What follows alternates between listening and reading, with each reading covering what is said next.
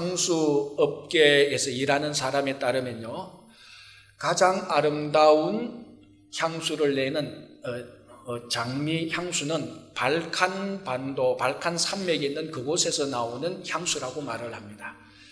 그럼 이제 장미 향수를 만들려면 장미를 따야 됩니다. 언제 따는가 하면은 밤 12시에서 새벽 2시, 그 시간, 그 2시간 동안에 가서 장미를 따야 그 장미가 가장 아름다운 향수를 나타낼 수 있다는 것입니다.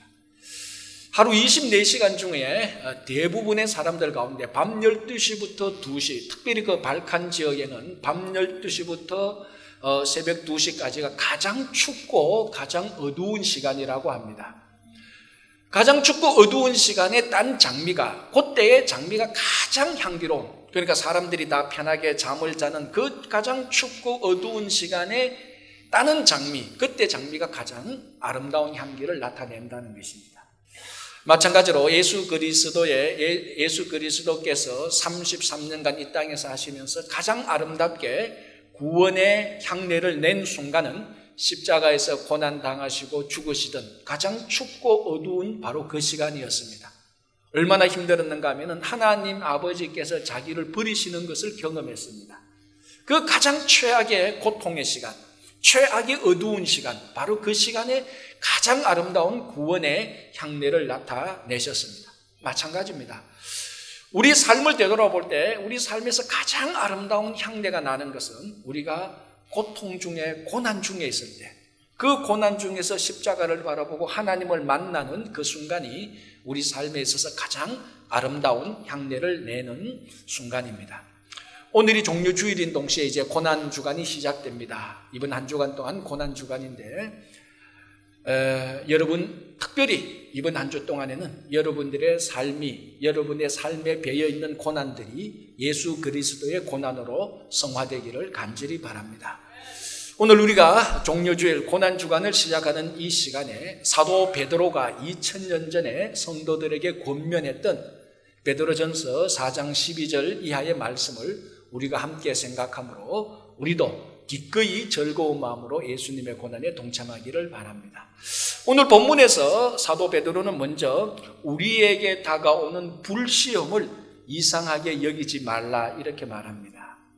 불시험이 뭔가? 이 불로 시험하는 건가? 그래서 사람을 불로 태우거나 협박하거나 위협하는 건가?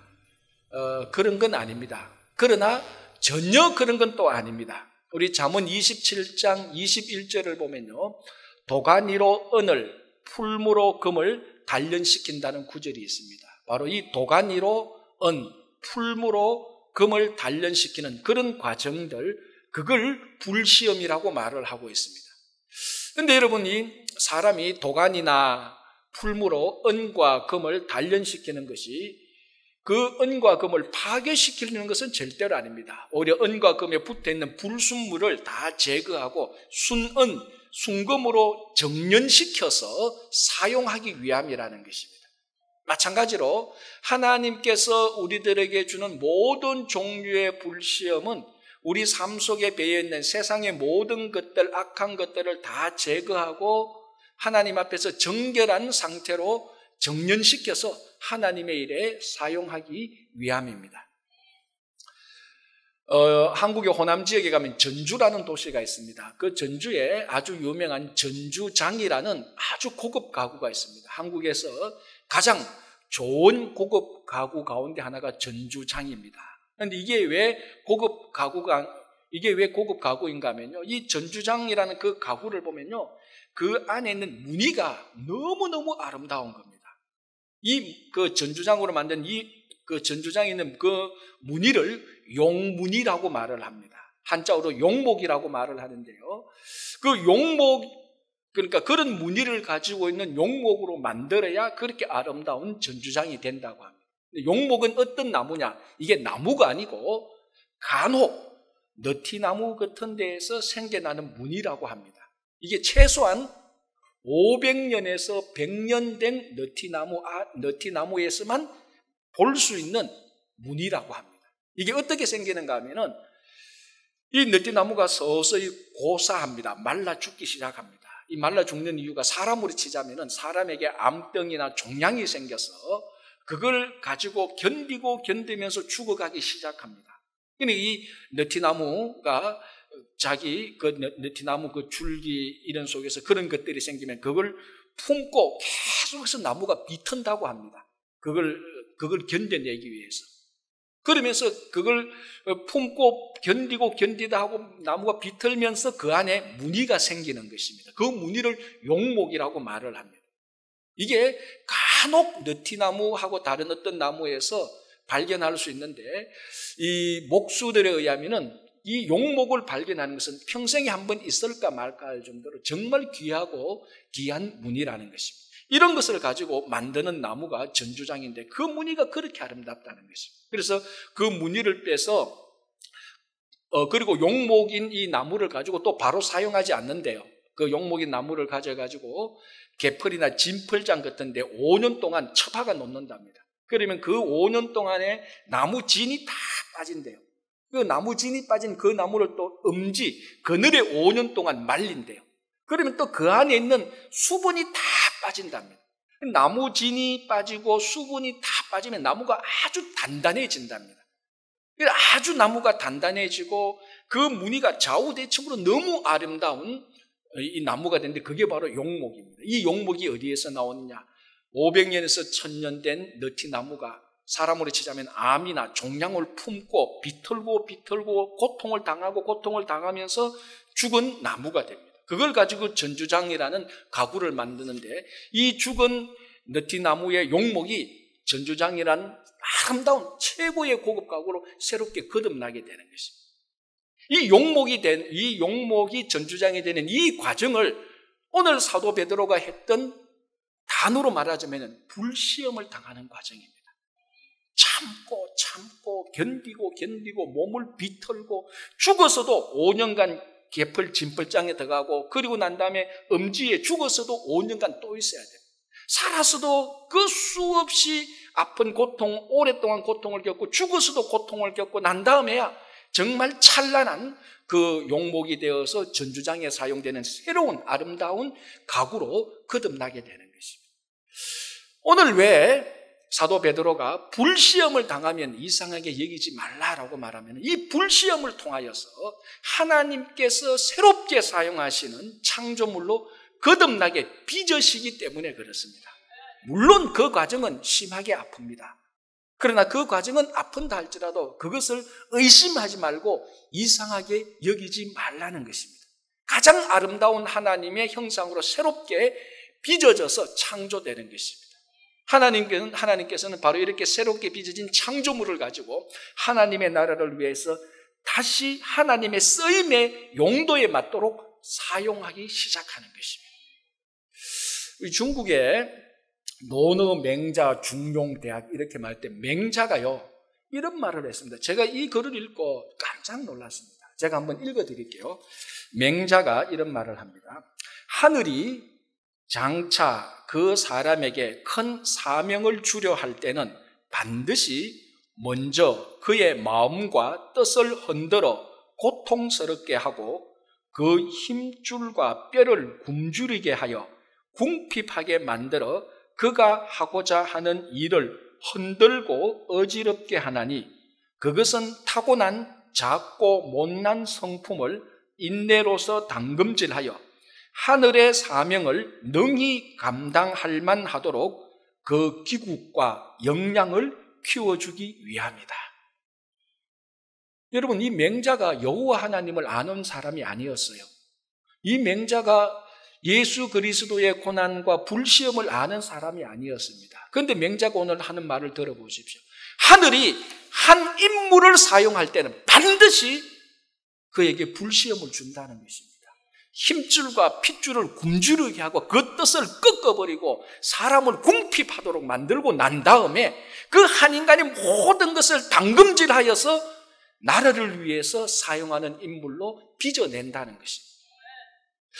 이 십자가의 고난도 모르고 여호와 하나님께서 모세와 다윗을 단련시키는 것도 몰랐던 맹자가 이런 말을 했는데 이게 오늘 사도 베드로가 하나님의 일을 위하여서 불시험을 통해서 새롭게 빚어내는 그 과정하고 똑같습니다. 하나님께서 하나님의 나라를 위하여서 우리를 사용하기 위해서는 반드시입니다. 반드시 우리를 불시험을 통과합니다. 거기서 통과한 그것을 하나님의 형상대로 새롭게 빚어서 새로운 창조물로 만들어서 사용하십니다. A.W. 토제라는 사람이 이런 말을 했습니다. 하나님께서는 그 누군가에게 깊은 상처를 남기지 않고서는 사용하지 않으신다. 여러분, 하나님의 손에 들려서 사용하는 모든 사람들의 공통점이 뭔가 하면요, 인생에 깊고 깊은 상처가 있습니다. 수없이 많은 고통이 있습니다. 성경을 볼 때 자기 영혼 속에 깊은 상처가 새겨지지 않은 사람은 하나님께서 절대로 사용하지 않습니다. 그 깊은 상처를 남기고 난 다음에 불시험을 하나님께서 주시고 난 다음에 그것을 통과한 사람들을 하나님께서 하나님의 나라를 위한 인물로서 사용하는 것입니다. 그래서 사도 베드로가 불시험을 당하면 이상하게 여기지 말라. 그래서 오늘 13절에 보면 오히려 즐거워하라라고 권면하고 있는 것입니다. 여러분, 사울이 이스라엘의 첫 번째 왕이고 다윗이 두 번째 왕입니다. 사울과 다윗에 많은 차이점이 있는데 본질적인 차이점이 뭔가 하면요, 사울은 사람이 선택한 왕이고 다윗은 하나님이 선택한 왕이었습니다. 사사시대가 끝날 때에 그 시대의 지도자들이 우리에게도 왕을 달라 말합니다. 하나님께서 왕 주기로 허락하는데 자기들이 선택한 사람이 사울입니다. 그래서 사울이 나중에 정치를 잘못하고 이제 그 왕의 자리를 물러주고 이번에는 사람이 선택하는 것이 아니고 하나님의 마음에 쏙 드는 하나님이 다윗을 선택해서 왕으로 세우는데요.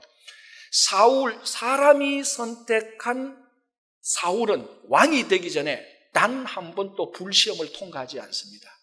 그러나 하나님이 선택한 다윗은 왕이 되기 전에 하나님께서 의도적으로 사람이 선택한 사울을 시켜서 사울을 통하여서 하나님이 선택한 다윗을 불시험을 하도록 합니다.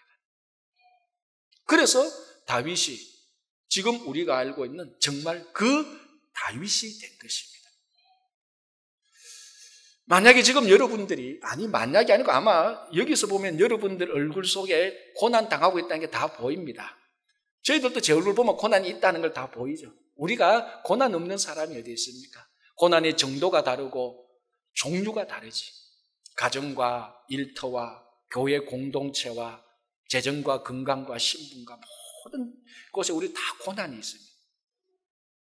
이 고난 가운데서 우리가 생각하는 불시험이라는 고난이 닥쳐와도 오늘 사도 베드로는 우리에게 권면합니다. 이상하게 여기지 말라.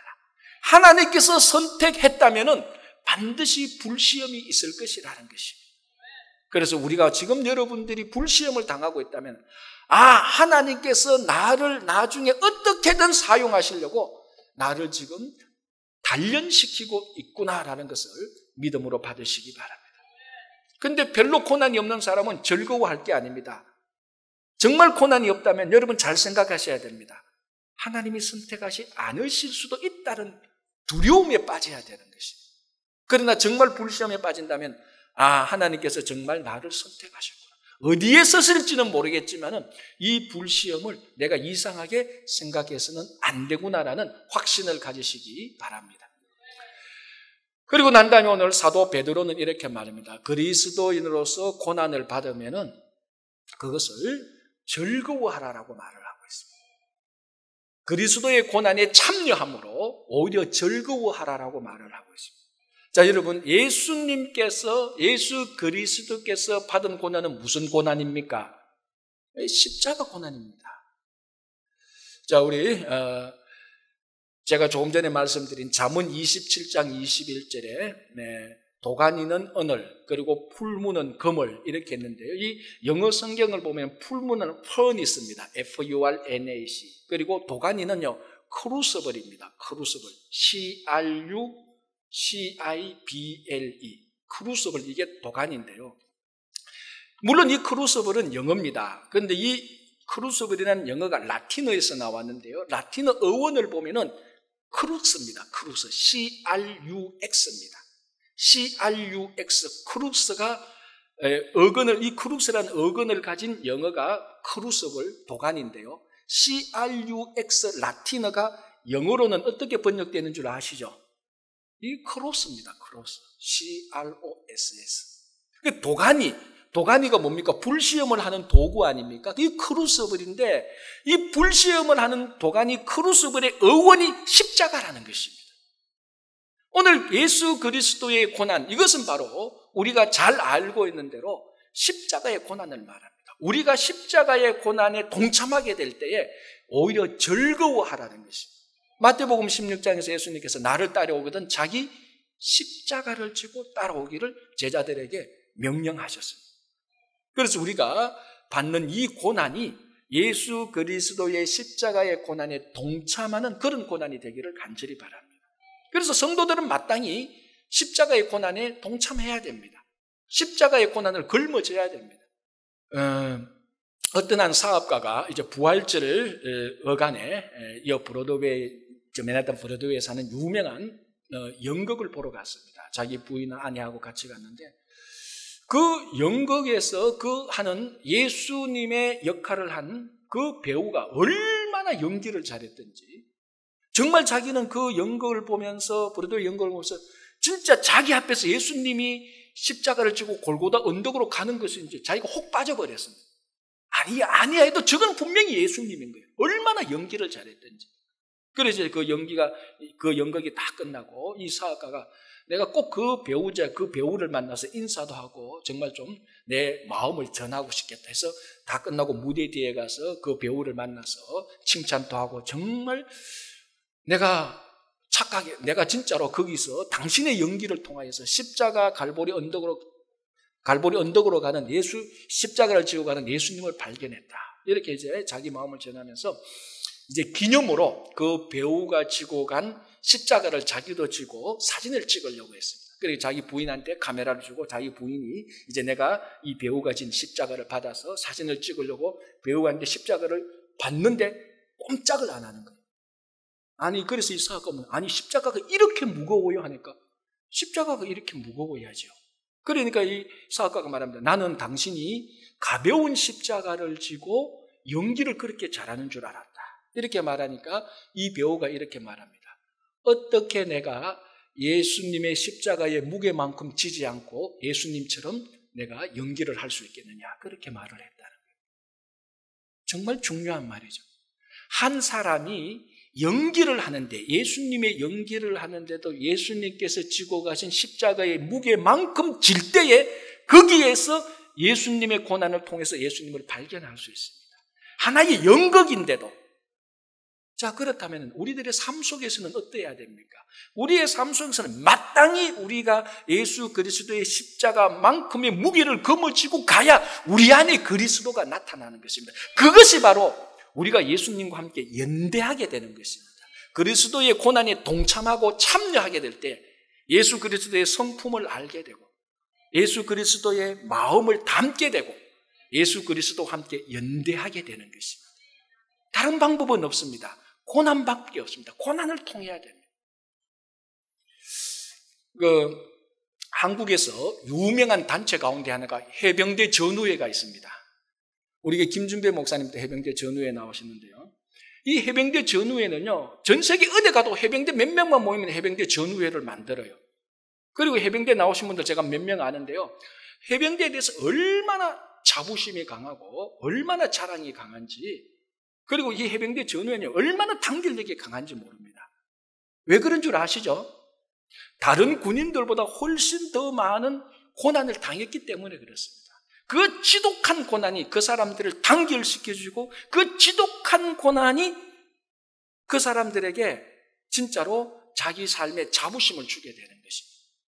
그래서 저는 김준배 목사님 앞에 서면 늘 어깨가 움츠러져요. 왜? 저는 방이 나왔거든요. 제 비밀을 솔직히 알려드리는데 그래도 불법을 한 거 아닙니다. 이상한 눈처럼 제가 진짜로 시력이 나빠서 여러분 아시잖아요. 제가 시력이 워낙 나빠서 뭐 가르치는데 안 보이더라고요. 안 보이는 걸 보인다고 할 수 없잖아요. 그거 안 보인다니까 당신은 그냥 방이 가래요. 근데요, 방위는요, 전 세계 어디를 가도 방위 전우회가 없어요. 제가 잘 알아요. 왜? 제가 몇 군데 가봤는데도 방위 전우회는 하나도 없어요. 왜 그런 줄 아시죠? 우리는 훈련을 안 받았기 때문에. 우리는 그 군대 생활할 때 고난을 안 받았기 때문에 단결조차도 없습니다. 부끄러워서 말도 잘 안 꺼내요. 자기 방이 나왔다는 거 자랑스럽게 얘기하는 거 아마 여러분들 제가 처음일 거예요. 이래 대중석상에서 내 방이 나와서 하는 사람 제가 처음일 거예요. 부끄러움을 무릅쓰고. 왜? 그 군사가 지독한 훈련, 고난을 안 받았기 때문에 단결력도 없고 어디 가서도 자랑스럽게 자기 과거를 얘기하지 않습니다. 근데 해병대 전우는요, 누구한테 묻지도 않았는데 먼저 내 해병대 나와서 그래요. 왜? 자부심이 있거든요. 그 자부심이 어디에서 나옵니까? 지독한 고난에서 나오는 겁니다. 그 고난이 그 사람들을 단결시키는 겁니다. 우리가 예수 그리스도의 고난에 동참하게 될 때 나와 예수 그리스도를 하나로 묶고 연대시켜서 하나로 만드는 겁니다. 그래서 이 고난이, 사도 베드로가 이 고난을 당하면서 초대교회 성도들에게 권면합니다. 예수 그리스도의 고난에 동참하면 즐거워하라. 여러분, 이게 즐거워할 일이 아닙니까? 예수 그리스도와 하나가 되고 자부심이 생기고 예수 그리스도의 마음을 담게 되고 예수님의 성품을 알게 되는 것. 성도로서 최고의 즐거움이 아닙니까? 그래서 여러분들이 정말 이 불시험과 같은 예수 그리스도의 고난, 십자가의 고난에 지금 여러분들이 있다고 생각하면 즐거워하십시오. 이걸로 통하여서 여러분들과 예수 그리스도가 연대하고 하나가 되는 것입니다. 한 가지 더 오늘 사도 베드로는 이렇게 말합니다. 16절에 만일 그리스도인으로 고난을 받으면 부끄러워하지 말라라고 말합니다. 고난을 부끄러워하지 말라는 것입니다. 가끔요, 우리 어떤 사람들을 만나면요, 지금 자기가 말할 수 없는 고난에 빠졌다는 것을 자기 자존심 상해서 말 안 하는 사람이 있어요. 부끄러워하는 사람이 있어요. 그런데 오늘 바울은 말합니다. 그리스도인으로서 고난을 받는다면, 물론 십자가 고난이죠. 이 고난을 받는다면 부끄러워하지 말라는 것입니다. 자, 사도 베드로 말고 사도 바울은요, 로마서 1장 16절에서 이렇게 말합니다. 내가 복음을 부끄러워하지 않나니 이는 구원하시는 하나님의 능력이 복음에서 나오는 줄 알기 때문이라고 말해요. 자, 사도 베드로는 오늘 베드로전서 4절에서 자기는 그리스도인으로 받는 고난, 십자가 고난을, 그리스도인으로 받는 고난을 부끄러워하지 않는, 고난을 부끄러워하지 않는다고 말했고, 바울은 복음을 부끄러워하지 않는다고 그랬어요. 베드로는 고난을 부끄러워하지 않고 바울은 복음을 부끄러워하지 않는다고 그랬습니다. 여러분, 고난과 복음이 함께 만나는 장소가 어딘 줄 아시죠? 이 십자가입니다. 그 십자가에는 철저한 고난이 있고 십자가가 없이는 절대로 복음이 없습니다. 성경 어디를 봐도 십자가 없는 복음은 전부 다 거짓 고난입니다. 그래서 초대교회 율법주의자들이 십자가 빼고 율법으로 복음으로 말하려고 할 때 바울은 그거 다 거짓된 사도고 거짓 교사라고 바울은 다 쳐버렸어요. 십자가 없는 복음은 없습니다. 그래서 십자가에서 고난과 복음이 함께 만나는 것입니다. 그래서 십자가에서는 고난을 통하여서 이 복음을 통하여서, 고난을 통해서 복음을 통하여서 우리를 구원하는 하나님의 능력이 나타나서 하나님께 영광을 돌리게 되는 것입니다. 물론 십자가는 우리의 죄된 품성을 죽입니다. 정과 욕심을 죽입니다. 그러나 십자가의 마지막 목적은요, 우리를 죽이는 것이 아니고 십자가의 능력으로 죽었다가 다시 부활케 하시는 데 있습니다. 그래서 하나님께 영광이 되는 것입니다. 그래서 바울은 복음을 부끄러워하지 않는다고 말했고, 사도 베드로는 십자가의 고난을 부끄러워하지 않는다고 했어요. 왜? 우리를 살려서 하나님께 영광이 되게 하는데, 우리가 그것을 부끄러워할 것이 아니고 온 세상 만방에 우리는 선포하고 자랑스럽게 얘기를 해야 될 것입니다. 그래서 오늘 베드로는 그리스도의 고난을 당하거든, 그리스도인으로 고난을 당하거든, 십자가의 고난을 당하거든 부끄러워하지 말라. 오히려 그것으로 하나님께 영광을 돌려라. 우리가 다시 살아났는데, 우리가 그 수영 선수처럼 진짜 우리가 그 세면바닥에 쳐서 죽을 수밖에 없는 죄인인데 예수 그리스도께서 십자가 고난을 통해서 죽으심과 부활을 통해서 우리가 다시 살아난 것입니다. 우리가 이번 한 고난 주간에, 물론 평생 그래야 되겠지만 특별히 이 한 고난 주간에는 우리의 삶을 예수 그리스도의 십자가로 바라봐야 되는 것입니다. 그래서 우리들의 고난을요, 인간적인 기대와 인간적인 보상과 인간적인 방법으로 처리해서는 안 됩니다. 우리의 고난은 반드시 예수 그리스도의 십자가로 처리해야 됩니다. 그래야 그 안에서 구원의 능력을 발견하게 되는 것입니다. 그래야 우리가 예수 그리스도와 하나와 연대됩니다. 그래야 예수 그리스도의 마음을 알게 되고 성품을 알게 되고 닮아가게 되는 것입니다. 고난 없이는 할 수 없는 일입니다. 그래서 오늘 사도 베드로는 고난을 즐거워하고 고난을 통해서 하나님께 영광을 돌리라라고 말을 합니다. 오늘 여러분 가운데 가정과 일터와 건강과 신분과 재정과 자녀와 우리 교회 공동체 안에서조차도 어떤 불시험이 있거든 이상하게 여기지 마십시오. 하나님께서 여러분들을 선택한 표시입니다. 그리고 여러분들이 예수 그리스도의 고난에 특별히 이번 한 주간은 어떤 식으로든지 고난에 동참하셔서 예수 그리스도와 하나 되는 연대감을 경험하시고, 그리고 여러분들의 고난을 통하여서 구원의 능력을 발견해서 하나님께 영광 돌리는 한 주가 되기를 바랍니다. 기도하겠습니다.